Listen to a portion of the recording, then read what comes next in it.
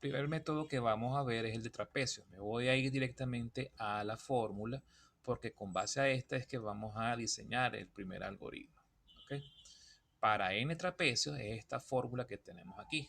¿Ok? Fíjense que es h medios, f sub 1 más dos veces la sumatoria de los f sub i internos, ¿ok? Más f sub n multiplicado por la unidad. Pues fíjense que tanto que los f que corresponden a los valores de los extremos del intervalo de integración van multiplicados por la unidad, mientras que los f que están en las posiciones internas del intervalo van multiplicados por el coeficiente 2. ¿Ok? Bueno, vamos entonces a efectuar un algoritmo bien sencillo. Hay una forma, ¿ok? Que es la que uno suele ver de repente en algunos libros de texto o algunos nos acostumbramos, por supuesto, yo mismo me acostumbré durante muchos años a trabajar con esta forma de programar el método de los trapecios, que es de la siguiente manera. Fíjense que si nosotros, déjenme activar rápidamente el foquito este. Si nosotros nos fijamos bien que cuál es la tendencia natural a cómo programar esto. Si esto es una sumatoria, bueno, habría que hacer un bucle, un for next, ¿verdad? Entonces, bueno, fíjense que normalmente el bucle for next es como la solución informática más directa, pues, ¿ok? Es como una solución de tipo informática, más que de tipo matemática, que es muy práctica, es muy fácil, ¿ok? Vamos a llevarla a cabo, pues. Veamos. ¿Cuáles son los datos que nosotros necesitamos para poder arrancar este programa? Primero que nada, lo que necesitamos conocer, si vemos este ejemplo que está aquí, es primero conocer el intervalo de integración. ¿De dónde a dónde va ¿cómo se llama esto? El intervalo de integración numérica. Lo segundo que debemos conocer es, por supuesto, la fórmula. ¿Okay? En Opte ya hemos conocido maneras sencillas de poder incorporar la ecuación de una función como si fuese un dato más, pues. ¿Okay? Entonces, bueno, recurriremos nuevamente a la notación de función anónima. ¿Okay? La notación arroba que ya estamos acostumbrados a trabajar últimamente. ¿Y cuál es el otro dato de interés para nosotros? El número de intervalos. El número de intervalos para determinar el valor de h. ¿Ok? Bueno, vamos entonces a hacer nuestro primer programa. Vamos a denominarlo. Vamos a salvar aquí. Y vamos a darle un nombre. Yo tengo aquí como 300 versiones de trapecio. Vamos a tener que inventar trapecios XYZ o trapecios XD, como dicen a veces ahí en las redes sociales. Trapecio. Bueno, como hoy amanecí de buen humor, vamos a ponerle trapecios XD. Listo. Ok, entonces bueno, trapecios XD. Ay Dios, no me puedo reír porque me duelen los puntos del ombligo. Bueno, vamos a ver. Datos de entrada. Primero, necesitamos ingresar. Vamos a meter primero que nada la función. Ok, entonces la función simplemente sería un input, ¿verdad? Como ya lo hemos visto en otras ocasiones. Input F dos puntos, cerramos apóstrofe, cerramos a paréntesis, ponemos punto y coma. Dato inicial, vamos a meter el intervalo de integración de XA, vamos a definir XA. Input XA dos puntos. Ok. Este mismo XA, ahora vamos, que sería el extremo derecho del intervalo de integración. Luego vamos a meter XB, sería el intervalo, el extremo derecho, perdón, el extremo derecho, sí, exactamente, el extremo derecho y el XA es el extremo izquierdo. Bien, otro dato importante, por supuesto, es el número de intervalos. Número de intervalos.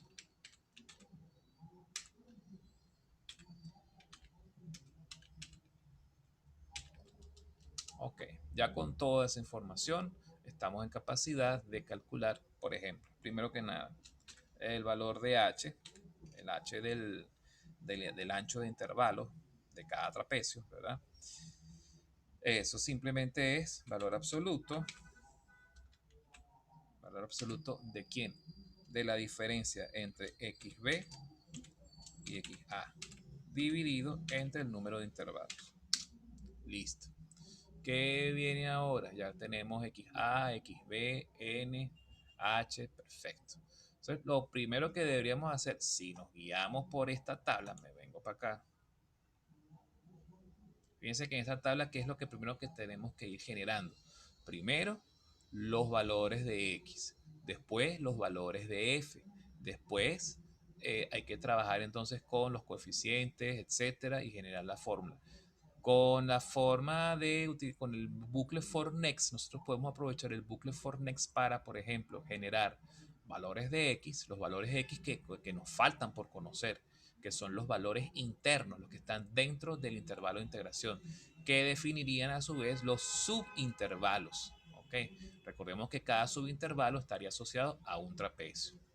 Vamos a primero calcular esos valores de X. Eso puede ser con el siguiente bucle. For, definimos y, en este caso, este y de dónde a dónde va a ir.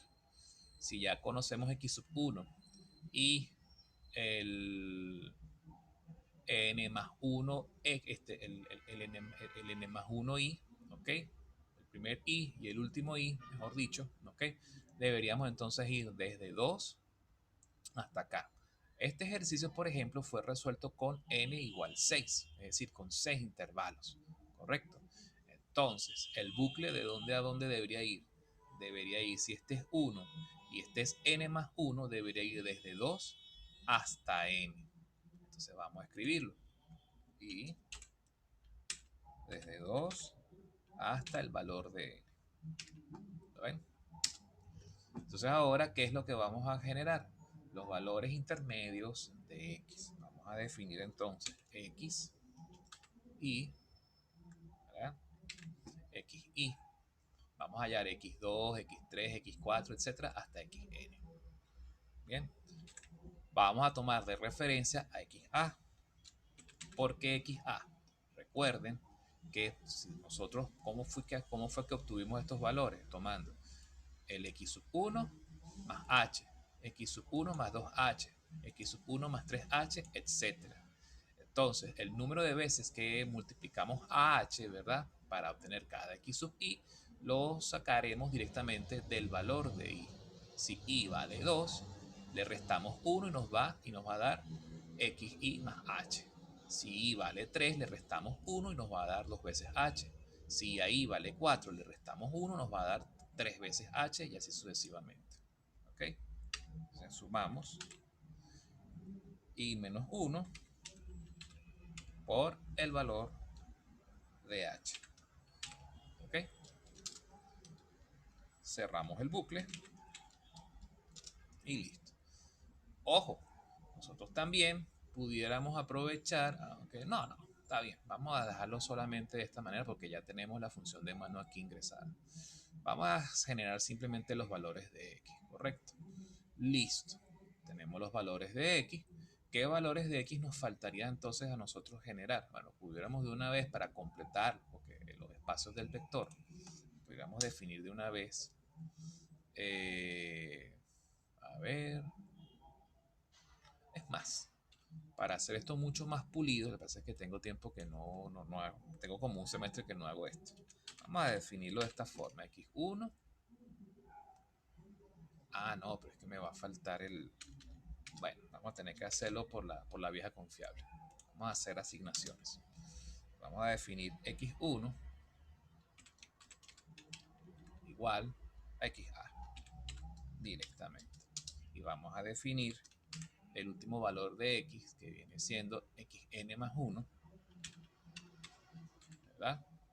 Igual a xb. Es importante definir xn más 1 líneas posteriores a cuando ya se definió el valor de n. Yo pretendía hacerlo antes, quería colocar aquí el xn más 1, pero después me dije, oye, wow, pero también se puede hacer. Lo que habría que hacer entonces es colocar, bueno, vamos a hacerlo y así nos ahorramos líneas de código. Estoy improvisando un poquito, vamos a poner más bien esto para acá. Ponemos aquí. A esto lo vamos a llamar x1 de una vez. A esto lo vamos a llamar xn más 1 de una vez. Esto lo borramos. Esto, quitamos esta línea que sobra, quitamos esta línea. Ahora ya no va a ser XA, sino que ahora es X1. Y ahora sí, ¿ves? Ahora está mucho más pulidito. Chévere. F, metemos el valor de la función, luego metemos el número de intervalos de integración, después metemos el valor inicial a la primer componente o la primera posición del vector X, metemos el valor en la última posición del vector X, que va a ser n más 1, ya conocemos el valor de n de la línea 2, así que no va a haber conflicto. Se genera el valor de h, aquí está un peloncito, que hay que poner aquí n más 1. Y aquí hay que colocar x1. Listo. Se calcula h. Después pasamos al bucle para hallar los valores internos. Perfecto. Está bien bonito esta parte. Ahora, ¿qué faltaría hacer? Conociendo ya todos los valores de x, bueno, simplemente lo que podemos hacer es escribir directamente la fórmula. Exactamente. Podemos agarrar y definir una sumatoria. ¿La sumatoria de quién? Vamos a llamar a esto su S. Vamos a llamar la variable S o como la variable que va a recibir el resultado de esta sumatoria que tenemos aquí. O sea, definimos S. S le asignamos como valor inicial el 0, que es el elemento neutro de la adición. Y definimos otro bucle. ¿Okay? De hecho, pudiéramos más bien aprovechar este mismo bucle for next que está aquí, ¿verdad? Metemos aquí S. Ponemos acá, ¿verdad? Y dentro del bucle podemos meter una segunda instrucción. ¿Cuál sería esa segunda instrucción? Escribimos S igual a S, ¿se acuerdan? Es como se obtienen las sumatorias, ¿verdad? Agarramos a la variable y la variable le vamos a asignar el valor que tiene actualmente la variable para ese valor de I dado, ¿verdad? Y a ese valor actual le vamos a acumular, adivinen qué, el valor de la función. ¿Ok? Entonces metemos acá la función, escribimos, como ya metimos la función de mano aquí, colocamos f evaluado en x, y para el y que esté activo en ese momento. A la salida de este bucle vamos a tener entonces ¿qué cosa? Todos los valores de x, o sea, o mejor dicho, todos los valores que complementan al vector x, ¿verdad? Y la sumatoria. Ahora aquí simplemente lo que tenemos que escribir es a igual a h medios, ¿verdad?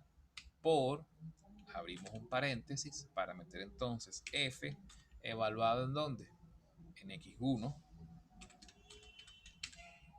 cerramos paréntesis, más 2 veces la sumatoria, más f evaluado en x, n más 1, el último x. Es así, prácticamente literal a como está planteado en la fórmula. Vamos a chequear los paréntesis. Este es el paréntesis paréntesis más externo. Este es el paréntesis de la función. Este es el paréntesis con su compañero del vector. El paréntesis de la función nuevamente. El paréntesis del vector x. Todo está bien. Bueno, listo. Ya lo último que queda por hacer es escribir printf. Printf, abrimos corchete, ¿verdad? Y escribimos a dos puntos, porcentaje, punto, vamos a meterle 4 cifras significativas en la parte decimal, cerramos, salto de línea, cerramos ese caractercito raro que fue, cerramos el campo y metemos la variable que necesitamos en el siguiente campo. Ya está, vamos a salvarlo. Chévere, este es pues entonces un programita, 12 líneas, ¿ok? Esto es una solución muy informatizada de lo que es el método de trapecio. Vamos a ponerlo a prueba. Vamos a ejecutarlo. Lo primero que nos pide es la función, ¿correcto? Entonces, ¿cómo vamos a meter esa función? Primero vamos a trabajar con este programita. La función, fíjense que viene de esta forma. Vamos a colocar acá 1 más coseno al cuadrado de raíz de x. Okay. recordemos la notación, arroba 1 más coseno sqrt de x, cerramos el paréntesis de el coseno y después hay que elevar esto al cuadrado. ¿Ok? Aquí hay que hacerse una pregunta.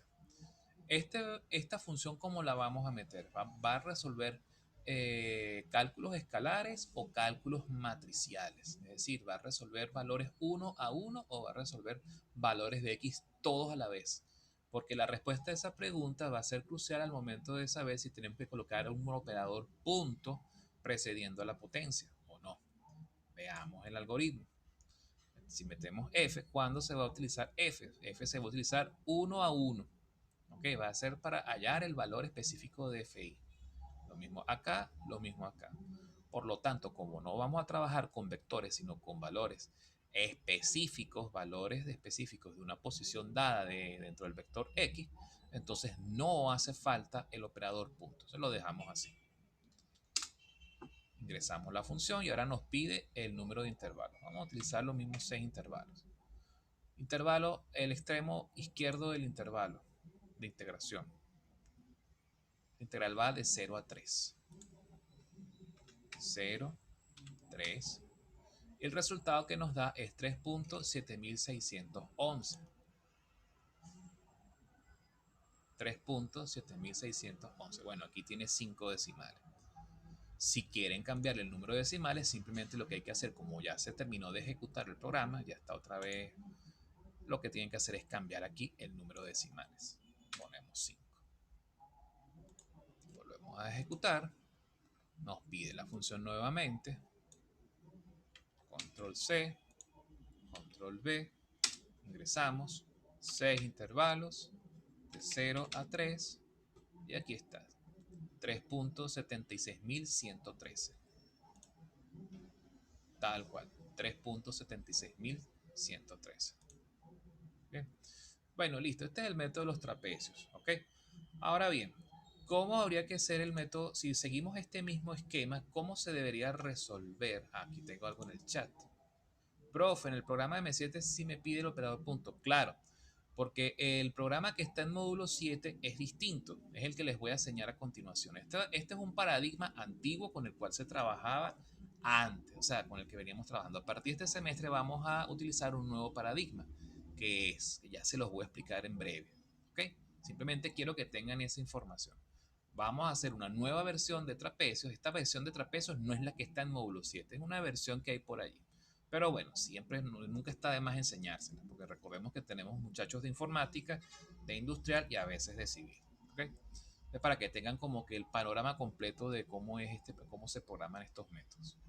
Ya vamos a entrar en ese detalle. Bien, entonces fíjense, si fuésemos a trabajar utilizando este mismo paradigma, cuando me refiero a paradigma, ¿a qué me estoy refiriendo? A utilizar bucles. El paradigma en cuestión es el bucle. Si utilizamos bucles, si seguimos trabajando con bucles, como se ha venido trabajando en el pasado, pudiéramos también agarrar y entonces resolver el método de Simpson un tercio o el Simpson de 3 octavos, ¿ok? Mediante este bucle, pero entonces habría que agarrar y generar una estructura interna, un if. Es decir, si el valor de i es impar, entonces se ejecuta una sumatoria distinta, la sumatoria de los impares. Si el valor de i es par, se ejecuta la sumatoria de los pares. Se recuerdan que en el método de Simpson un tercio, en vez de haber una sumatoria, se generaban dos sumatorias. La sumatoria de los impares y después entonces habría que multiplicar el resultado de esa sumatoria por 4 y la sumatoria de los impares se multiplicaba por 2. ¿Correcto? Entonces, bueno, se puede utilizar el paradigma del bucle, ¿verdad? Y dentro del bucle se coloca una estructura condicional utilizando el operador del residuo, el residuo de la división. ¿Okay? Que me imagino que los que ya vieron informática o mejor dicho fundamentos de programación conocerán lo que es el operador del residuo. ¿Okay? Bueno, ese es un paradigma que es útil. ¿Okay? El único inconveniente es que fíjense de dónde a dónde arrancan en la fórmula de Simpson un tercio y de 3 octavos. Arranca desde un valor de i igual a 0. Pero aquí ese valor, arrancar a partir de cero, genera un choque, ¿ok? Con la definición, ¿ok? O con el paradigma con el cual se trabaja con las posiciones que se le asignan a los vectores en Octave y en general en MATLAB. Nosotros no podemos asignar valor cero, ¿ok? A la primera posición de un vector. ¿Por qué? Porque el cero no es reconocido como indicador de posición dentro de vectores. Se coloca es a partir del 1 en adelante, números enteros, o los números naturales, mejor dicho. Entonces eso no puede, por colocar, por ejemplo, x sub 0, eso no existe. Entonces eso nos genera un choque de paradigmas, porque entonces tendríamos que correr las posiciones. Entonces una solución sería colocar aquí f sub 1. Entonces al ser este f sub 1, ya esto no sería f sub 1, ya no arrancaría la sumatoria de igual 1, arrancaría de igual a 2.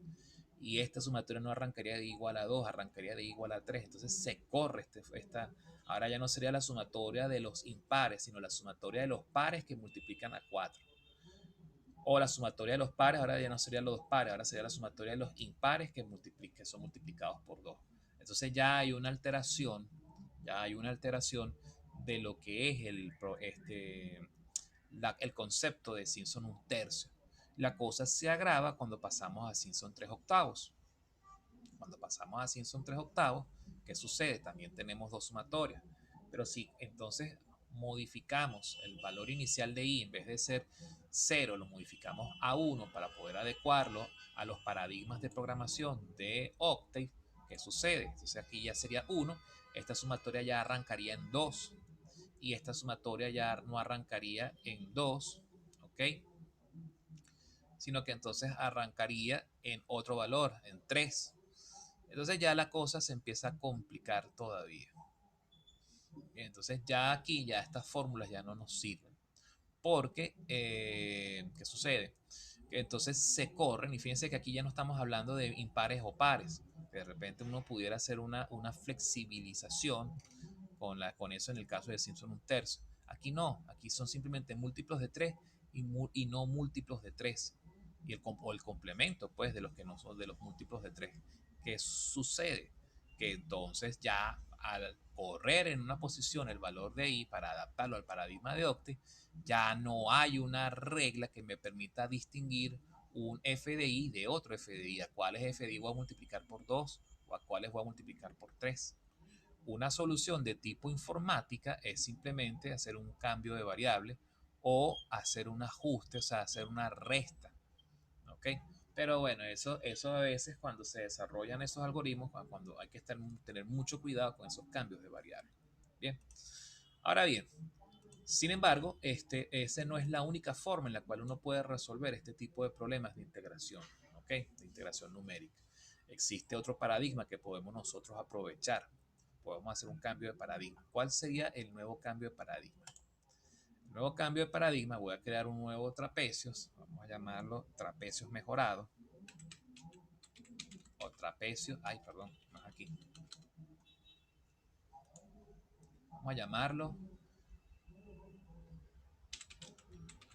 trapecios, nuevo paradigma.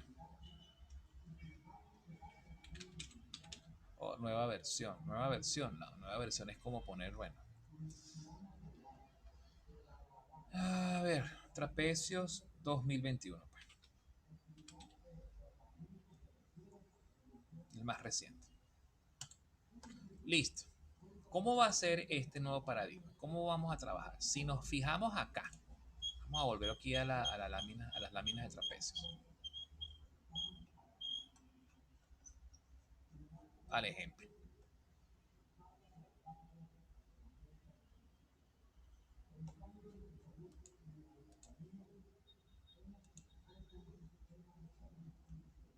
Listo. Fíjense algo. Cuando nosotros resolvemos esto mediante tablas, fíjense que aquí está ocurriendo algo bien simpático. Nosotros estamos agarrando este vector que está aquí y cada componente de este vector lo multiplicamos, este con este, más este con este, más este por este, ¿verdad?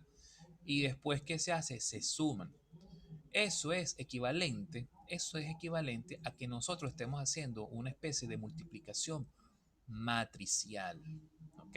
Una multiplicación matricial bien sencilla, que sería, por ejemplo, agarrar todo esto que está aquí, multiplicarlo por todo esto que está acá. Pero para que esa multiplicación matricial sea válida de acuerdo a las reglas de multiplicación matricial, este debería ser un vector, por ejemplo, un vector fila, ¿verdad? Y este debería ser un vector columna. De manera que si esto es vector fila y vector columna, el resultado que vendría siendo un escalar, ¿correcto? Después ese escalar simplemente lo que hay que hacer es ¿qué cosa? Multiplicarlo por un medio y multiplicarlo por el h, por el ancho de intervalo. ¿Lo ven? Fíjense que podemos generar en Octet un vector fila que tenga esta forma. Sí, es bien sencillo. Ya lo hemos hecho para poder, por ejemplo, graficar ecuaciones, graficar funciones en el tema 2 de raíces de ecuaciones no lineales. Ya sabemos graficar esto. Ahora ya sabemos crear estos vectores. Este otro vector que está aquí, bueno, hay formas sencillas, sería el vector de los coeficientes del método de trapecios. ¿Okay? Hay funciones que nos permiten a nosotros poder generar vectores, por ejemplo, donde, por ejemplo, todos los componentes del vector sean 1 y después actualizar los valores de ese componente. Vamos entonces a hacerla, vamos a utilizar entonces este nuevo paradigma. Veamos. Lo primero que necesitamos generar, ¿okay? A continuación, serían los valores, ¿okay? Los valores de f, de x. Vamos a ver.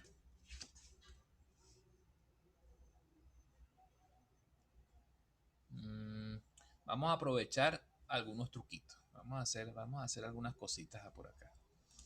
Vamos a quitar esto, vamos a copiar y pegar solamente esto que está aquí. ¿Okay? Control C, Control V. Vamos a hacer un truco aquí bien sencillo. A este sí lo vamos a llamar A este sí lo vamos a llamar B. Porque la idea es aprovechar al máximo el potencial que tiene la librería de funciones de Octave. Listo. ¿Okay? Ahora, fíjense cómo vamos a generar los valores, el vector de x o los valores de x de un solo golpe. Definimos una x, ¿verdad? Y la vamos a definir de esta manera. Valor inicial que va en el vector x sería xa, ¿cierto? Ancho de intervalo, h. Valor final, xb. Cerramos y listo. ¿Lo ven? En una sola línea, fíjense que esta sola línea que está aquí está resuelve de un solo golpe lo que se hace en este bucle. ¿Ok? Aprovechando, por supuesto, el potencial que tiene Octave en este caso. Vamos ahora a definir los valores de y o los valores de f que están aquí. Para ello vamos a definir un nuevo vector. Ese nuevo vector sería el vector y. Valores en y. Como ya metimos la función handle, la función anónima, escribimos f en x. Pero entonces aquí, al hacerlo de esta manera, ¿qué sucede?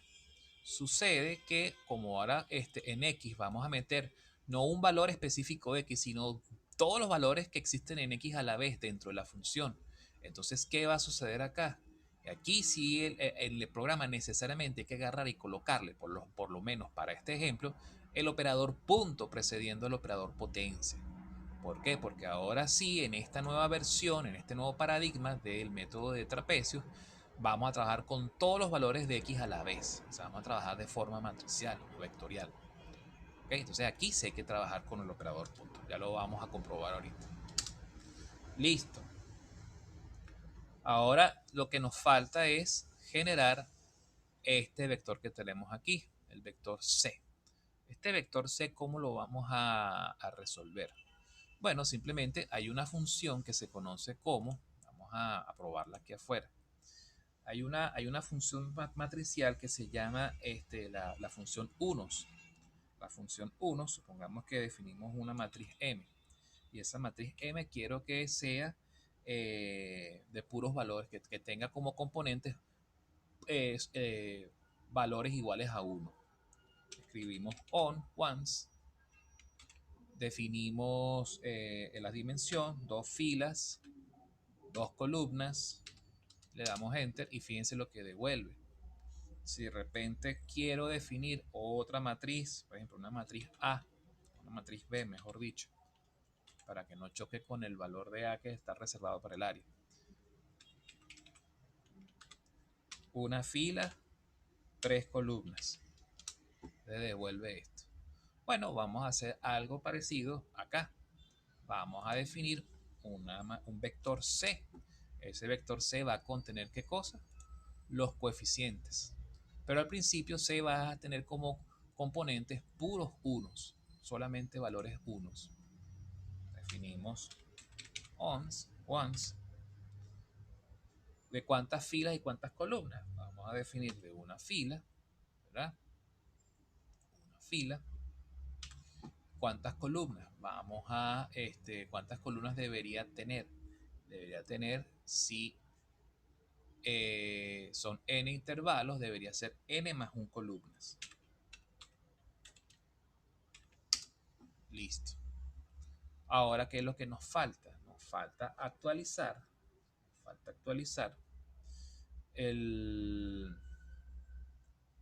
Los valores internos de n. Es decir, al principio, todo esto va a valer 1, 1, 1, 1, 1, pero ahora queremos actualizar esto para que los valores que estén comprendidos entre la posición 2 y la posición n valgan 2. Bueno, eso simplemente lo hacemos con esta instrucción. De la posición 2 a la posición n. ¿Ya? Le vamos a asignar valor 2. Listo. Ahora ya a partir de este punto, ¿qué faltaría hacer? Simplemente escribir el área. El área que va a ser igual. Va a ser igual a h entre 2 por los valores que están en y, o mejor dicho, vamos a colocar primero los valores de c, ¿verdad? Ahora c tiene estos valores, pero c es un vector vertical, es un arreglo vertical. Hacemos otra fórmula. Hay una fórmula por aquí bien interesante que también podemos aprovechar aquí, que se llama, vamos a ver, vamos a escribir transpose, es decir, transpuesta de B. Y fíjense lo que devuelve, el vector transpuesto. Bueno, vamos a utilizar esta fórmula. Transpose, ¿de quién? De los valores que están contenidos en el vector Y. ¿Sí? Y listo. Fíjense de que de esta forma podemos obtener el mismo un algoritmo mucho más sintetizado.